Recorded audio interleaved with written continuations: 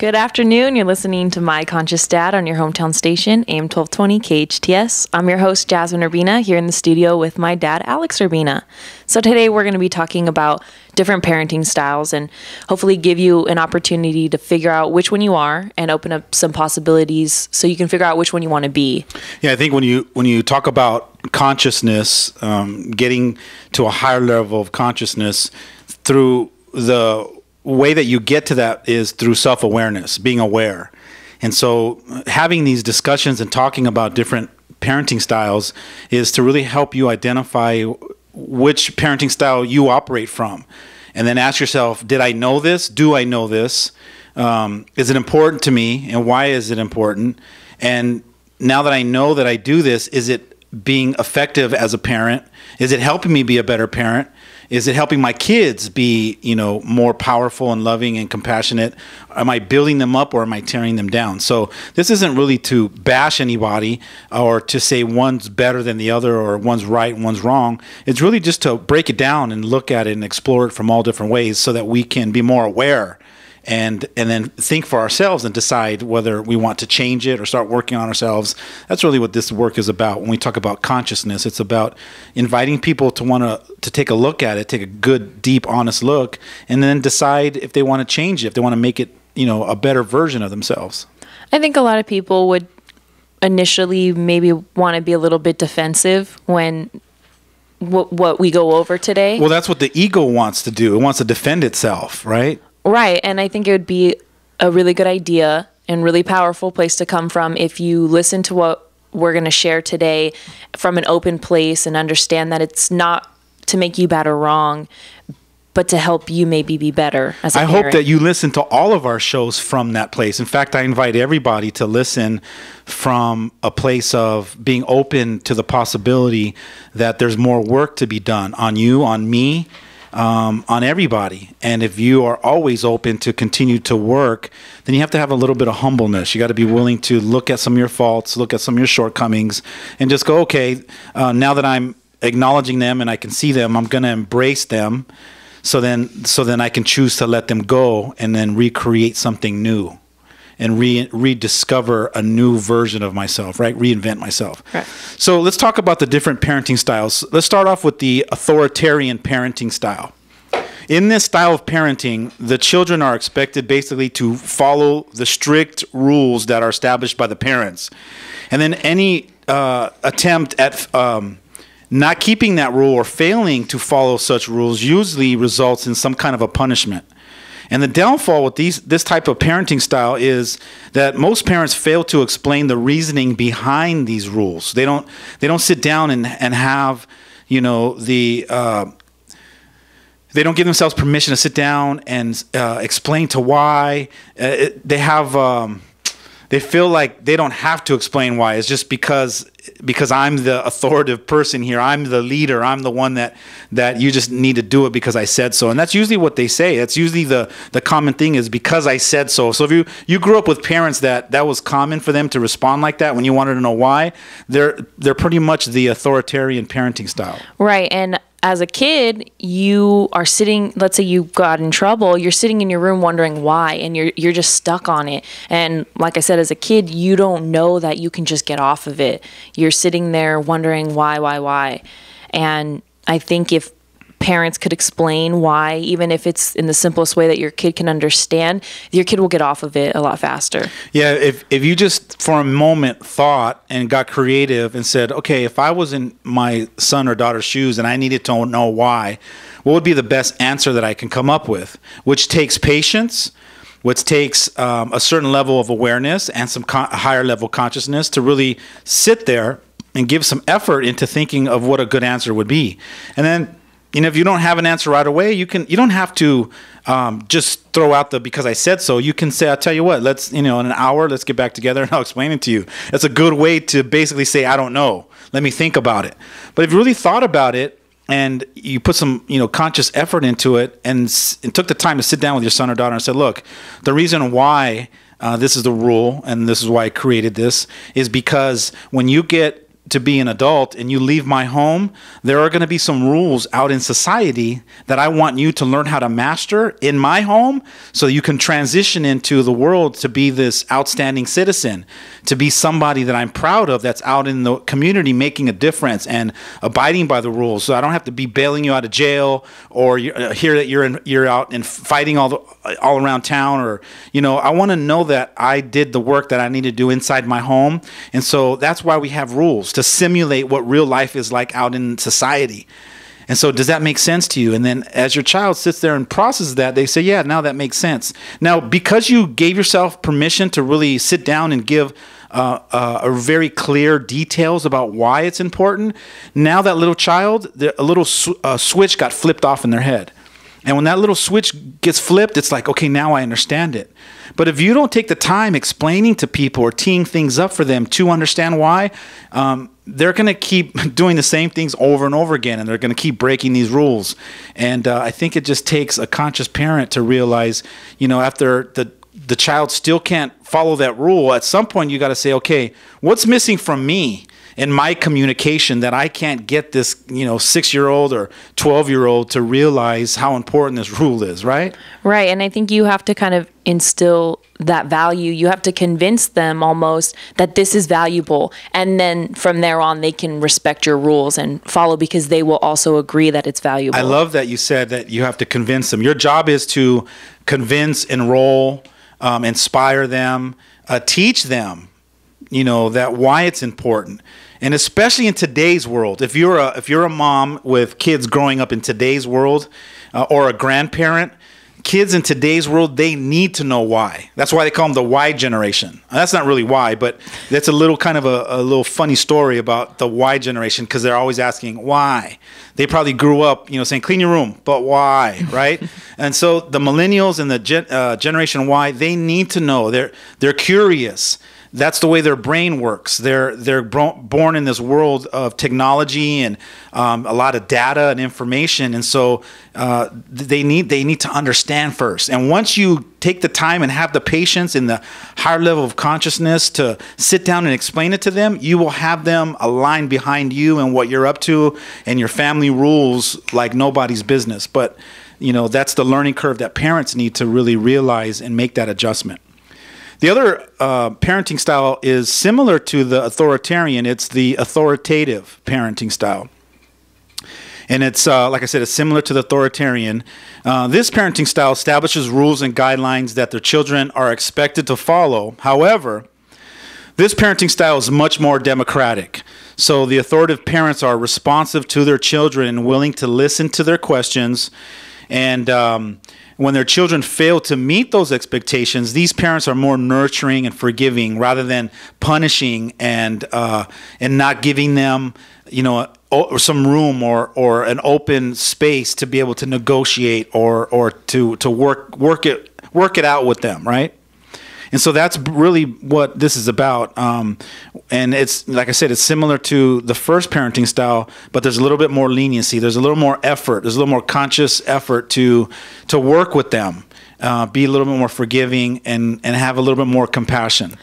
To me, this one sounds pretty okay. It sounds pretty great. What would you say the downfall of it would be? Well, I think the authoritarian parenting style, which is the first one, it's more rigid. It's more it's outdated. I kind of think of it like the baby boomers or like my parents.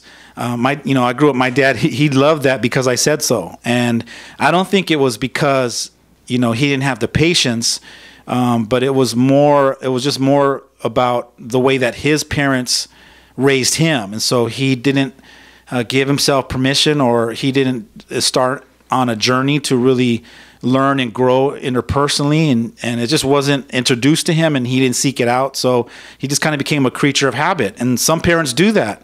When you're not introduced to personal growth or any kind of personal development stuff, you just stay one way. You're just conditioned to be one way.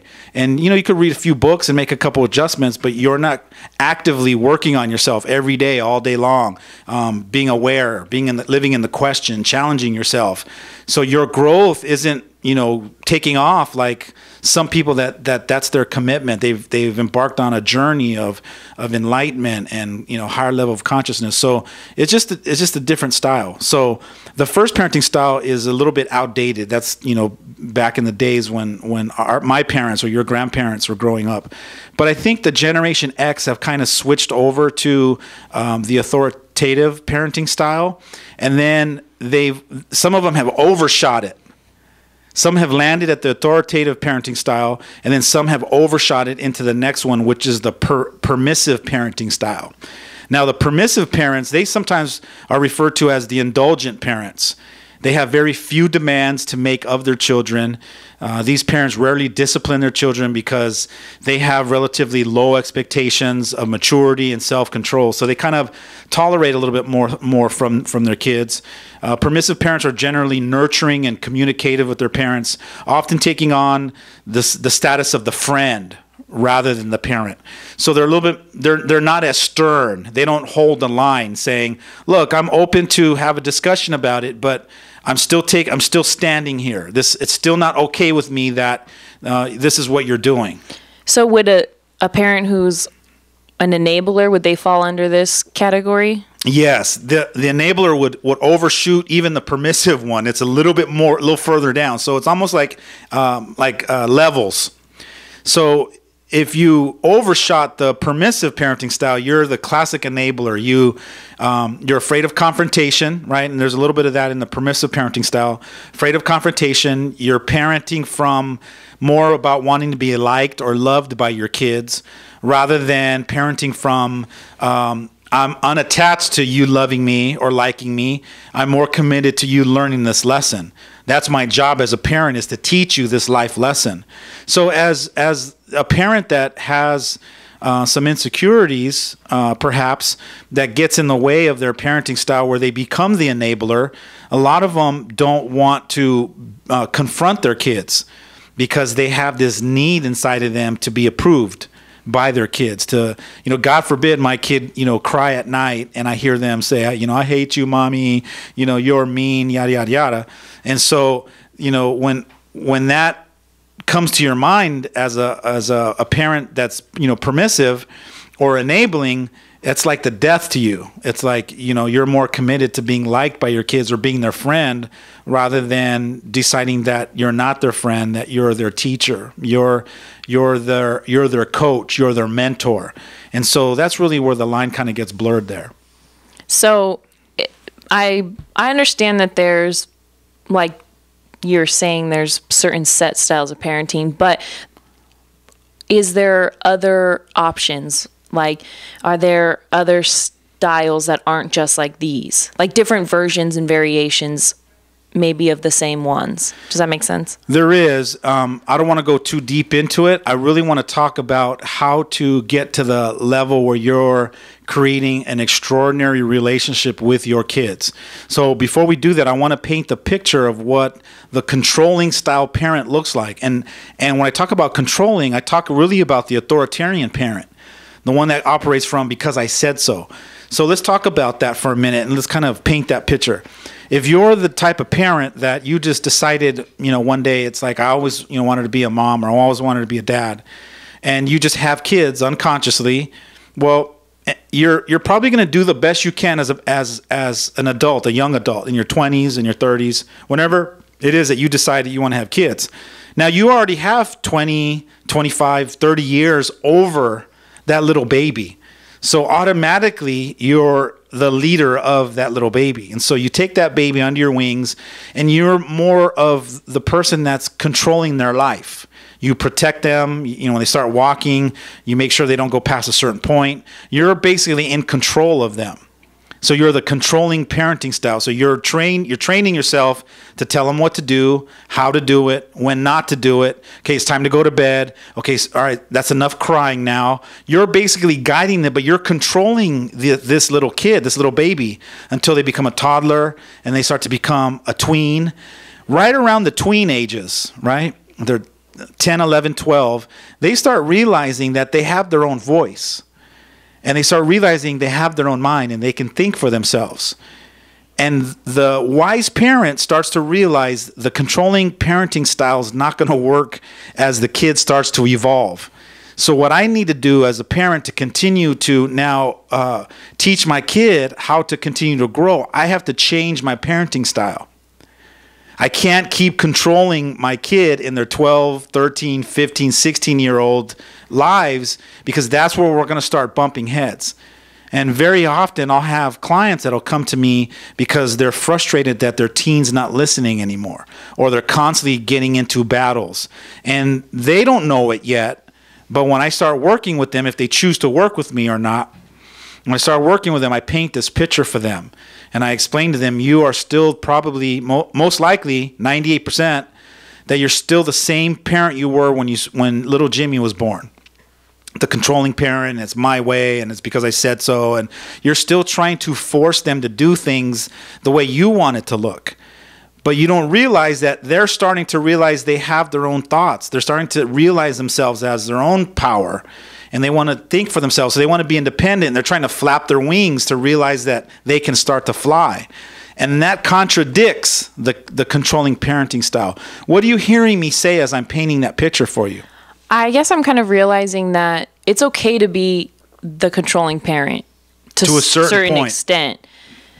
After a while, you have to realize how to reinvent yourself and how to get your kids to be on the same page with you, or for you to be on the same page as your kids. Either way, the controlling parent is only going to work for so long. That's right. And so the conscious parent starts to realize, this isn't working. And so when parents reach out to me, if they're unconscious and unaware, and they're still operating from the victimization perspective, they're coming to me with complaints. My son won't do this. My daughter won't do that. I'm upset at her. And so they become the victim, and they're pointing fingers at the teenager. And my job is to help the parent go through the process of starting to shift from the victim perspective into taking responsibility. And looking at it from the perspective of, okay, how am I accountable to creating this result? And what can I do from the power that I have to cause a shift, rather than, hey, fix my child? And that's what I commonly get. I commonly get parents that will call me up and say, hey, can you work with little Johnny? Because he's, went astray, and he's not listening, and he's not following rules.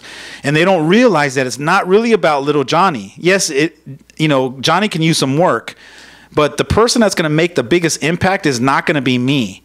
I'm going to make the biggest impact with the parent, to get the parent to cause a shift within themselves so that they can see the result shifting in little Johnny. Once that starts to happen, then at a later point, I can start working with, I can bring little Johnny into the parent sessions, and then now I'm working with both of them.